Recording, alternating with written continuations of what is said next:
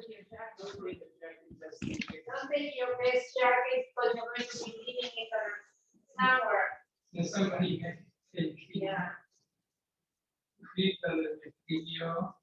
What's the crowd this year is mostly about 80-90%, and now Roberto is here, and Roberto se cree que es un idiota, and we got a lot. That's a little excellent.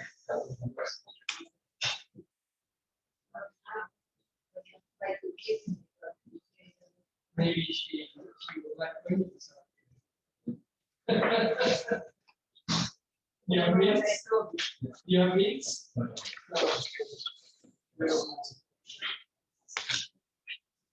No. Brush your teeth.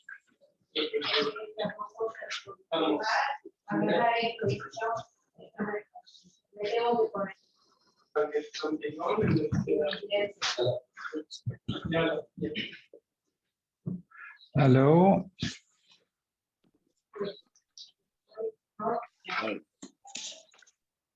Hi, Alan. Good work, good work, good work, good work. No.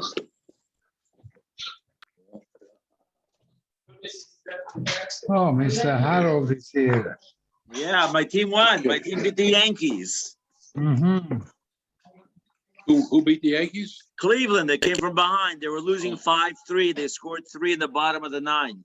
Oh my goodness. Yeah, So the what's Houston game went 18 innings, 1-0. To who? Houston beat Seattle. Really? Sorry. Yeah, Seattle's out. So they're out now. They beat. Yeah, out? they took all 3 games. 18 innings. 18 innings, yeah, on Oh, my Shabbos. goodness. Wow. Well, on Shabbos. Well, they chose them right. They should have played on Shabbos, even though they have Goyim, right? Yeah. Okay, yeah. Oh, So, okay. They went farther than they expected, I guess. Yeah, that's true. Wow. Sadek. So so the Yankees are. Yeah, it's 2-1 in? Cleveland. Because it's first 1-3 wins. Oh my goodness! It's best of 5. Wow. Oh, beautiful. Okay. For your sake, I hope Cleveland still wins. Yeah. Okay. Now we're on Sadiches, right? So, so now we all, everything that we learned comes up to in review right now. Now the Mishnah says we had a question whether if the woman who gets her ksuba, if she takes partial, does the partial payment for the ksuba does that terminate the widow's right to sustenance? In other words, there are 2 types of things that she collects for ksuba and for mazonos. So if she took partial payment of the ksuba, then does she still get a right to have the mazonos every day? So here it's so there was a certain woman who saw the Shama Kasa Kesa the Kaspa the Ksubosa. She grabbed a hold of the serial gaba of her late husband's as partial payment. The Tufsa the Zone, she went to and demanded from the heirs, and she said she still wants payment for her mazonos. So the heirs responded that she said, since you collected partial of your ksuba, you don't get anything. So she took Aisha Kama the Rabbi. She came to the front of the judge, Rava, and she said, "Ahi Yasme, Zila Havale mazonos. You have to give her the support." So unless the Chorsha Rabbi Shimon do, there was no one concerned for the opinion of Shimon, who says, "Lo Amrinan Miksa Kesef B'chol Kesef." We do not say that partial payment is as if it's the whole. In other words, because we learned before, according to Rabbi Shimon, that if she got partial payment on something, that she forgoes the rest of it. She should have taken all at one time, but since she took part of it, she doesn't get any more. That's Rabbi Shimon. So we Rava Pascha that we don't, that doesn't hinder from getting the whole thing. Okay. Sholach le Rabbi Dudimi de Rava. Are you here? Okay, Mario, are you okay? Okay. Yeah. Okay. Sholach le Rabbi Rabbi Yosef. If a widow just on her own, she took the whatever she got from her husband's estate and she sold it. So does she have to tzricha shuva or ain't tzricha shuva? Does she have to swear that she or not swear? Whether what she took and how much. and she should be inquired instead whether a public announcement before she sells it. Does she have to call out to everybody to say, I'm selling my husband's property in order to take it for Mizonos or for Ksuba? Can you be quiet? I got a lot of kids in the house. Okay. Overlay. Okay, boy, I don't inquire whether the announcement is necessary. Oh boy. I don't know whether Hakros is a widow who praised it for herself. She's took upon herself to praise the product, the mashkin or whatever it was, and in order to make a sale for herself. So as according to him, if she appraised it how much it's worth, it's not regarded as a legal owner, because it's nothing. If she has to make an praise it, she has to do it through somebody who's a bezdin or somebody who's a mumcha in that thing. So Rabban analyzes the ruling at proof that no announcement is required. You don't have to call it out. He doubts that if she first announced that the land was for sale, then took it for herself at a value equal to or greater than the higher bid for the property. My loss is so low. Why does she accomplish nothing? She has not deprived the orphans of just due. So because she did that, that's what she was entitled to. She didn't make an announcement. And so we see that when she sees property for herself, and that she has accomplished accomplished nothing at all. Well, the acher implies that had she sold it to another person without first announcing it, was Masha Sasa, whatever she accomplished. In other words, we don't take it back from them. This demonstrates that a widow need not hold a public auction for selling a late husband's property to a third party. So the Gemara rejects this proof. The Olam Nachrozish. Have a good time. So in truth, the matter was she called out for the land before taking it for herself. Now, with an Amiri, Man Sham Lech, who appraises the settlement for you, Kihai, it's like the following instance. Now, Gavra Dafikte Gabi Bisa Diasme, a certain man who was holding something from the orphans that belonged to the orphans, was positive for safekeeping. Also, Shama the Nasha Barbara Meazuza. He went and he appraised it in a settlement that the father owed him 400 zuz. So Hayakir, eventually the product that he had rose in value. So it became $600. Also, Kamen Rabami, Marley says, Man Sham, who appraised it for you that you should took it for the settlement that he owed you? Neither the orphans nor the court conveyed the father to you. Hence your appreciation was void, even if it not increased in value. So therefore, Rabba said, the two questions of whether a widow must announce a sale and take an oath remain unanswered. The Gemara and Aruz are both matters. That the law is she has to make an oath, but she doesn't need to call it out before she sold it. So that's what she has to do. She has to swear that she sold it for this amount of money, but that's afterwards. But she doesn't have to make a call out and said that I'm selling this property to take it for my estate from the state for. So she cannot take it for herself, but she can sell it. Yeah, in order to settle her because the property or whatever it is has to go to the orship. That's no matter what. But she's still entitled to her ksuba and her mazonos. So that if she takes it, because it's in her hands to do. She knows that if she gives it to the Yisomim, she's going to have a hard time collecting from it. It's like the Gemara says. It says here, interesting. It says, since neither the orphans or the court conveyed it to you, the property never left to passion appropriate is invalid. However, the widow sells orphans property to the third party. The transaction is invalid for the court authorized to sell it. It said it's interesting because in some place where I saw over here, it's like one in the hand is worth two in the bush. In other words, she'll take whatever she can right now because she knows if it goes over to the orphans, she's going to have a hard time collecting from it. That's what one of the view is. I would say, your favorite expression, one in the hand is worth two in the bush. So the Mishnah continues discussing the laws that derive from widow's right to sell a husband's estate in order to collect the ksuba. Let's say it was worth the ksuba was worth 200 because when he married her, he promised her $200. She was a psula. And she sold the property worth 100 zuz for 200 zuz.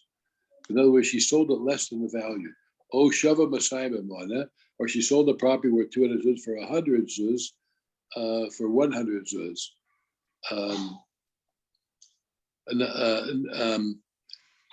So in other words, the first case is where she sold it for more than it was worth, and the second case where she sold it for less than it was worth.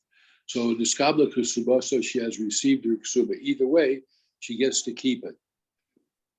She gets, even if she sold, even if she sold the property that she was entitled to $200, they only sold it for 100. She has received her ksuba. In other words, she doesn't get anything more after that. She doesn't. So the second ruling, if her ksuba is worth $200, and she sold property worth 100 zuz and a dinner for 100. So michra batal, that her sale is void because she sold it for more than the property was worth. So afila hiomer, even if she says achzir dinner liyoshim, I'll return the extra dinner to the heirs. So michra batal, the sale is still batal. So what's the reason for it? The more will say why it's batal. I mean, after all, if she sold it for $100, it was worth $100. She got a little extra for it. Why is the sale batal? Why is it batal? She says, I don't know. We'll see tomorrow. See why. Leola michra kayam. The sale stands. Sham kadei shetishayir b'sara bas tisha kavin, and unless there's enough to leave over for a field area, 9 kavin, which it's the smallest area that is able to grow anything. Any less than that is not worth anything because you can't grow anything in that small piece of land. So it's really not worth anything. And a vegetable garden and half a kav, according to Akiva, even if it's mainly a quarter of a kav, which is even less than that, because the smallest area that is considered a full-fledged garden is a quarter of a kav. So it has to be at least quarter of a kav in order to be worth anything. So if it was less than that, so it's a good sale. So the third really, if the ksuba was worth 400, and she sold a one piece. So she had, let's say she had 4 pieces of property. So she sold the three pieces of property, each for 100 zuz, one to this one, one to this one, and one to this one. And then and for the actual value of it, the last one, the last portion she sold property worth 100 and dinner for 100 zuz. So she got a dinner extra. So the shalach rod batal. So the purchase of the final buyer is void. We shall kula michal kaya, but the rest of those they're all sad because it's like 4 separate transactions. So the only one that's not is the Besach Toas is the one that she sold for $100 and 1 dinner. That's what. So the question is why Maishna Shava Masayim. What's the difference about the second case of the Mishnah where the widow sold property worth 200 for 100, and we rule that she received her taik ksuba Yomar because she says, I've said that you lost your ksuba by underselling the property. You thought she was such a big shot, you didn't get the full value of it, so that you lost it. Shava Mother Vasayim Nami as well. So where she sold property worth 100 for 200, Tame let her say, Ana Arvachsa, I profited by overcharging for the land, and the orphans still owe me half of their ksuba's obligation. In other words, I sold it for 100 property worth $100 for 200. So the $100 that I got was for the value of the property. The extra 100 is my business deals. I was a smart lady. I took advantage of it, but you still owe me $100 for the other half. So we say that Kan Shana Rabbi, here in the Mishnah, Hakol Abal Hamos.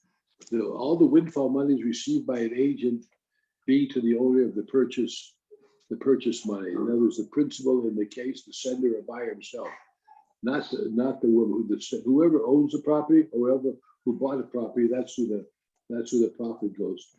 If in other words, if it increases the value from 400 to 600, so she doesn't get it, but it goes to either the seller or the buyer. And she's not which means owner. She's only an advocate for the seller, but she's not the owner herself. Tanya, if the agent went to purchase produce and the seller added for him one extra item to produce, the law is that all the additional produce belongs to the agent. Divri Rabbi Yehuda. These are Rabbi Yehuda. Rabbi Yossi says choken. The principal and the agent divide the additional produce. Understand? So in other words, if I send a shliach to go buy 10 pounds of potatoes for $10, and then he buys for the $10, he buys 10 pounds of potatoes plus another 2 pounds of another vegetable. So the machlokas is who keeps the extra one, the shliach or the person who sent him with the money. So the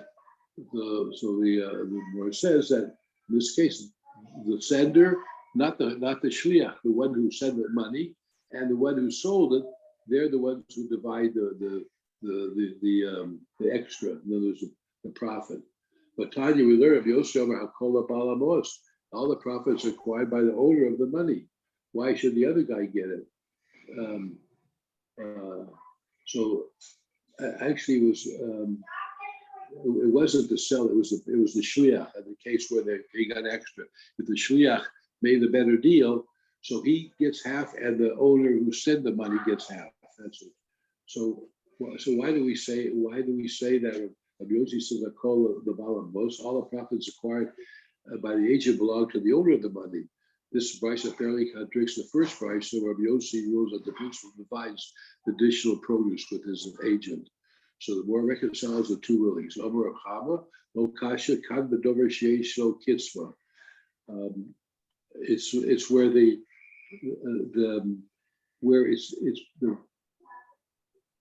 profits are evenly divided where they're dealing with the item as a fixed price.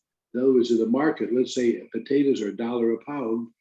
So that's the case that they divide the profits. Of a kan b'dover she'elo kitzvah, where there's the second price, where the entire profit belongs to the sender. We're dealing with no item fixed price. Notice he says, "Go, I'm giving you $10 to buy whatever you can from $10." So he bought more than he expected, but it's not a fixed price. So really, it wasn't the shliach that did the negotiation. That was the market value. He was able to get a better deal because there's not a fixed price. So our Papa says something that has a fixed price. In other words, if you got more than the fixed price, you got more product from the fixed price. So they divide the windfall between the principal, between the sender of the money, and the shliach himself. They split the difference. Of a dover she'elo kitzvah, where there's no fixed price, Hakola balamos. The one who sends the money gets everything, because he just told him to take this money. Whatever you get from this money, that's what's mine. And if he got more than what the market value is, that's for the benefit of the sender. So by Kamasha, what's the term teaching us here? Shinuye deshanya shinuye. That it's a correct resolution. That's what the halach is. Resolution that we taught to reconcile the two dicta is indeed a correct resolution. That's what it is. So that I'll call according to the Baal who will send the money. If a man sends his shliach, Zabali Liska, sell for me a lishka my fields, which means A lishka is a half a core. A core is a measured area of equivalent to 75,000 square amos. A lishka is equivalent to 37,000 square amos. That's pretty big property. So he told him to buy the fields. Also, Zabadu Korea, he went and sold for him a full Korea property, which is more. So most of all, do we say that the agent is really adding to the seller's instructions? The list may be on, the purchaser nonetheless acquires a lesach of land, or or perhaps the agent is violating the seller's instructions. The list of nami lokon, and the purchaser doesn't even acquire the first thing they want. In other words, if a guy buys something and the seller sold him more than what this agent, more than what the sender, I tell you to sell you half of my property and you go and sell the whole property.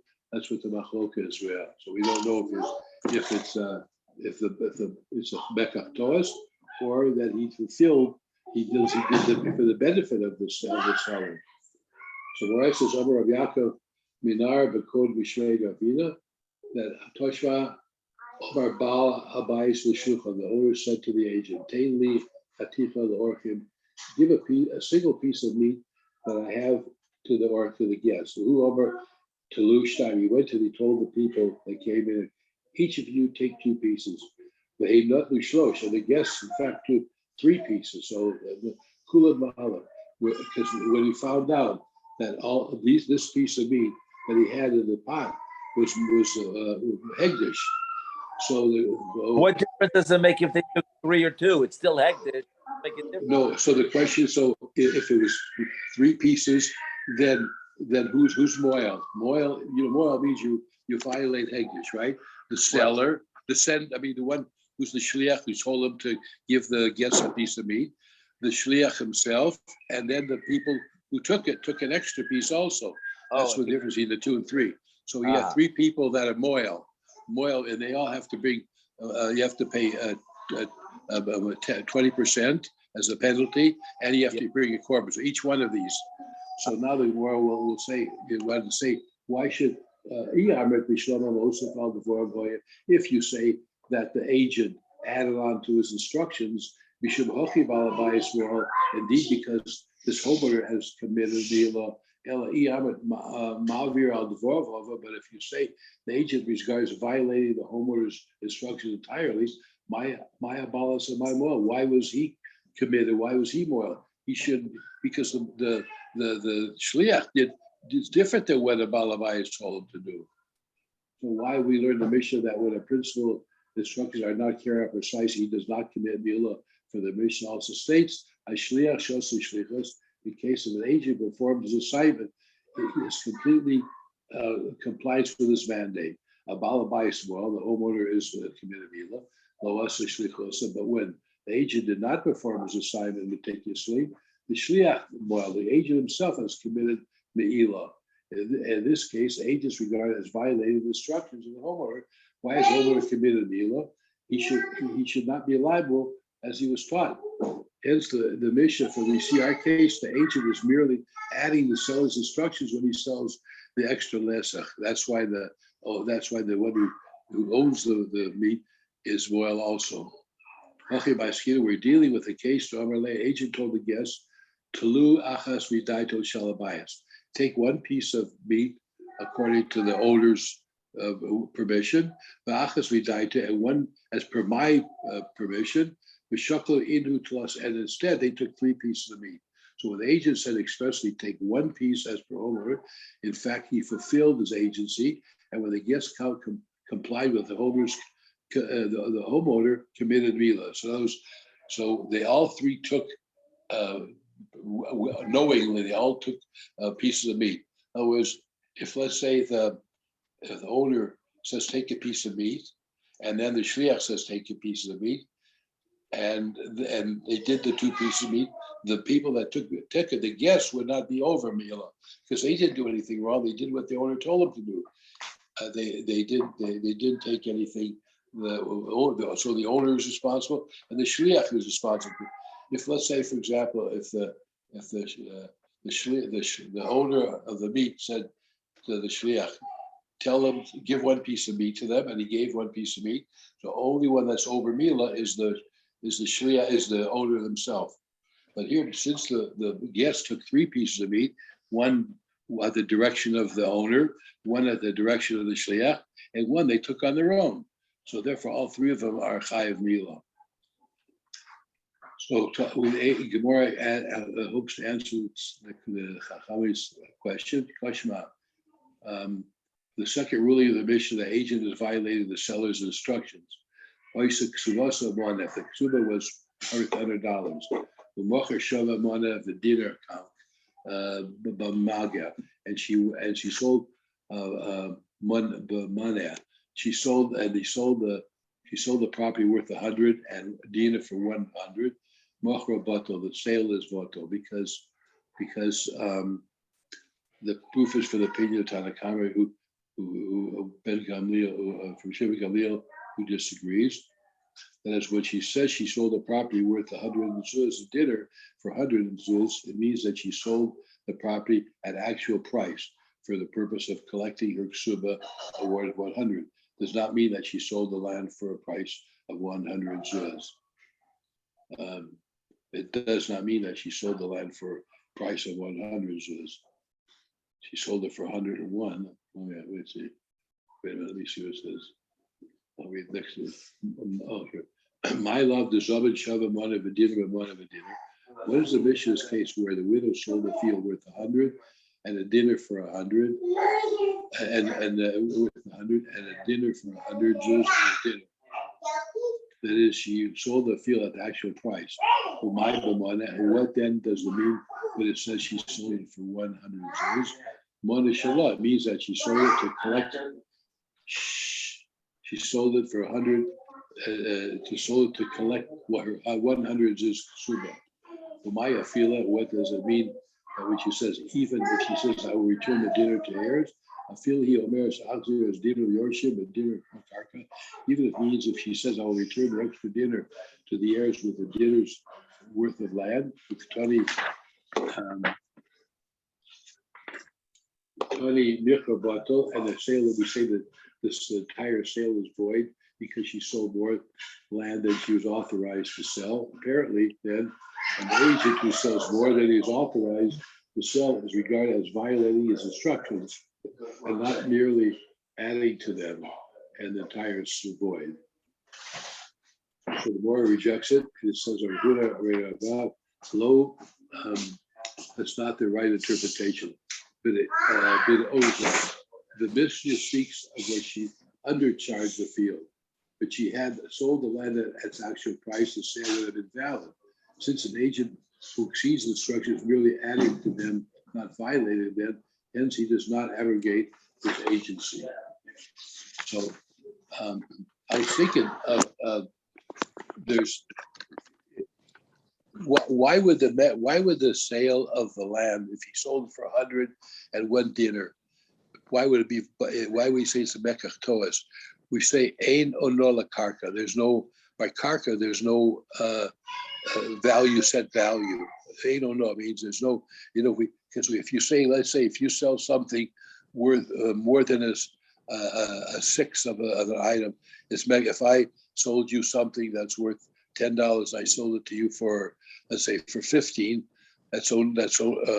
It's but first of all, it's not ono here because it's only a one part of 100, 101.